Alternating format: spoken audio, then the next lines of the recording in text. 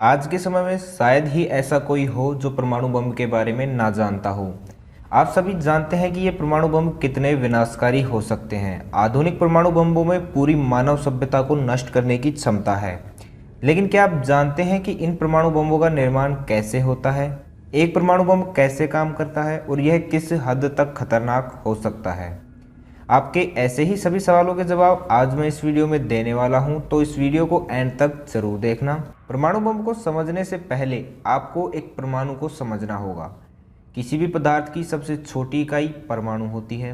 एक परमाणु proton, electron और न्यूट्रॉन से मिलकर बना होता है। प्रोटॉन और न्यूट्रॉन दोनों परमाणु के केंद्र में पाए जाते हैं, जिन्हें नाभिक कहा जाता है, तथा इलेक्ट्रॉन परमाणु की कक्षा में चक्कर लगाता रहता है। प्रोटॉन पर धनावेश पाया जाता है, जबकि इलेक्ट्रॉन पर ऋणावेश। वहीं न्यूट्रॉन एक ऐसा कण है जिस पर कोई आवेश ही नहीं पाया जाता, अर्थात यह उदासीन होता है। धनावेश और धनावेश एक दूसरे को प्रतिकर्षित करते हैं और एक दूसरे से दूर जाने का प्रयास करते हैं, जबकि ऋणावेश और धनावेश एक दूसरे को आकर्षित करेंगे, जिससे ये पॉजिटिव आवेश और नेगेटिव आवेश एक दूसरे के पास आना चाहेंगे। परमाणु की कक्षा में मौजूद इलेक्ट्रॉन नाभिक में मौजूद प्रोटॉन को अपनी ओर आकर्षित करता है। आकर्षण में लगे इस बल को इलेक्ट्रोस्टैटिक बल कहा जाता है। वहीं दूसरी ओर नाभिक पूरे परमाणु को बांधे रखना चाहता है, इसलिए वो सभी को अपनी ओर आकर्षित करता है। इस प्रकार लगने वाले बल को नाभिकीय बल कहा जाता है। प्रकृति में दो तरह के परमाणु पाए जाते हैं, एक स्थायी परमाणु और एक अस्थायी परमाणु। जिन परमाणुओं में प्रोटॉनों की संख्या न्यूट्रॉनों की संख्या के बराबर होती है, उनमें नाभिकीय ऊर्जा इलेक्ट्रोस्टैटिक ऊर्जा से अधिक पाई जाती है। ऐसे परमाणु हमेशा बंधे रहते हैं, इसलिए इन्हें स्थायी परमाणु भी कहा जाता है। जिन परमाणुओं में न्यूट्रॉनों की संख्या प्रोटॉनों की संख्या से अधिक होती है, उनमें इलेक्ट्रोस्टैटिक ऊर्जा अधिक पाई जाती है, जो परमाणु को तोड़ने का कार्य करती है। ऐसे परमाणु अस्थायी परमाणु कहलाते हैं। अस्थायी परमाणु जब दो या दो से ज़्यादा परमाणुओं में टूट जाते हैं, तो उसके साथ ही भारी मात्रा में ऊर्जा भी उत्पन्न होती है, और यही ऊर्जा परमाणु बम के निर्माण की मुख्य आधार बनती है। परमाणु का यूं छोटे छोटे परमाणुओं में टूटना ही नाभिकीय विखंडन कहलाता है। नाभिकीय विखंडन वह प्रक्रिया है जिसमें एक बड़ा परमाणु दो या दो से ज़्यादा छोटे छोटे परमाणुओं में टूट जाता है। इस विखंडन के कारण भारी मात्रा में ऊर्जा और रेडियो एक्टिव किरणें निकलती हैं, जिनका उपयोग कर परमाणु बम को महाविनाशक बनाया जाता है। चलिए अब आपको बता ही देते हैं कि एक परमाणु बम कैसे बनता है। परमाणु बम बनाने के लिए हमें जरूरत पड़ती है एक रेडियो एक्टिव परमाणु तत्व की उचित मात्रा की। वर्तमान में परमाणु बम बनाने के लिए सबसे उपयुक्त तत्व यूरेनियम का उपयोग किया जाता है, लेकिन अब धीरे धीरे थोरियम और प्लूटोनियम जैसे परमाणुओं का भी उपयोग किया जाने लगा है। यूरेनियम में भी दो क्वालिटीज़ पाई जाती हैं, U-235 और U-238। यहाँ 235 और 238 यूरेनियम का द्रव्यमान है। ऐसे परमाणुओं को जिनका परमाणु क्रमांक समान हो तथा द्रव्यमान अलग अलग हो, उन्हें समस्थानिक के नाम से जाना जाता है।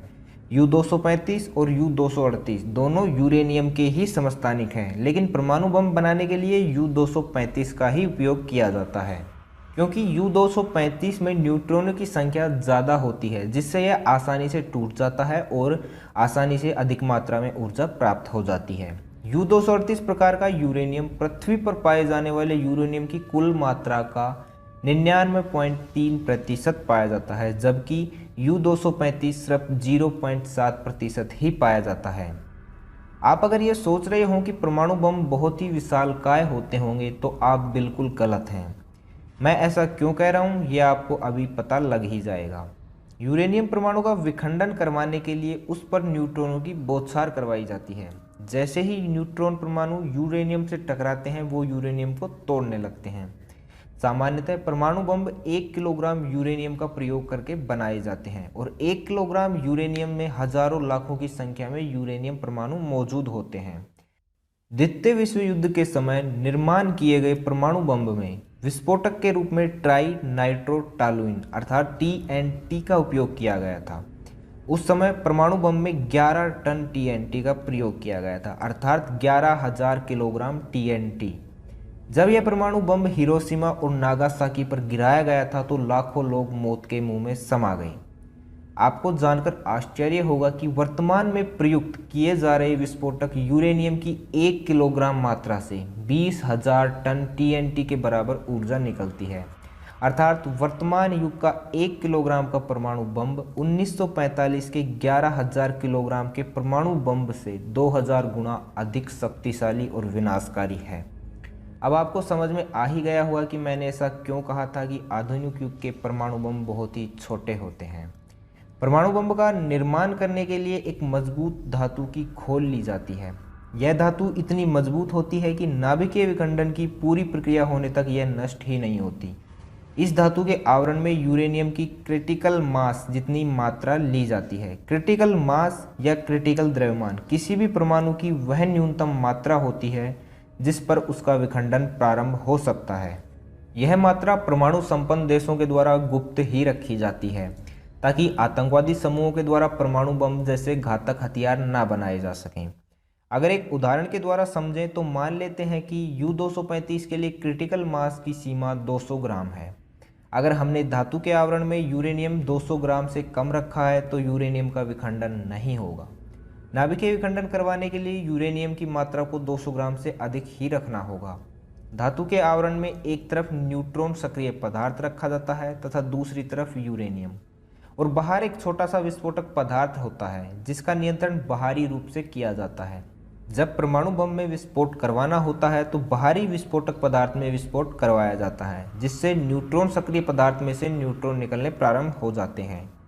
ये न्यूट्रॉन यूरेनियम परमाणुओं पर प्रहार करते हैं और उन्हें अन्य छोटे छोटे परमाणुओं में तोड़ देते हैं। एक यूरेनियम परमाणु के विखंडन से छोटे छोटे परमाणु तथा भारी मात्रा में ऊर्जा और कुछ नए न्यूट्रॉन बनते हैं। ये नए न्यूट्रॉन पुनः दूसरे परमाणुओं को विखंडित करते हैं। उस विखंडन के परिणाम स्वरूप फिर से नए न्यूट्रॉन निर्मित होंगे। इस प्रकार यह प्रक्रिया एक बार शुरू होने के बाद स्वतः ही चलने लगती है और तब तक चलती रहती है जब तक कि पूरे यूरेनियम परमाणु विखंडित नहीं हो जाते। इतने अधिक परमाणुओं के विखंडन से लगभग 10 करोड़ डिग्री सेल्सियस तापमान उत्पन्न हो जाता है। इतने अधिक तापमान के कारण धातु का आवरण हट जाता है और एक जोरदार धमाके के साथ महाविस्फोट हो जाता है। 1 किलोग्राम यूरेनियम परमाणु के विखंडन में महज 1 सेकंड का भी 100वां हिस्सा लगता है। जैसे ही परमाणु बम में विस्फोट होता है, ध्वनि की गति से भी तेज गति से उसकी आघात तरंगें आसपास के वातावरण में फैलने लगती हैं। विस्फोट होने से वातावरण का तापमान 10 करोड़ डिग्री सेल्सियस तक पहुंच जाता है। आकाश में सैकड़ों फीट ऊपर तक आग का बवंडर उठने लगता है। विस्फोट से उत्पन्न तरंगें पृथ्वी तल से टकराकर ऊपर और नीचे की ओर गति करने लगती हैं, जिससे एक भयंकर भूकंप उत्पन्न होने लगता है।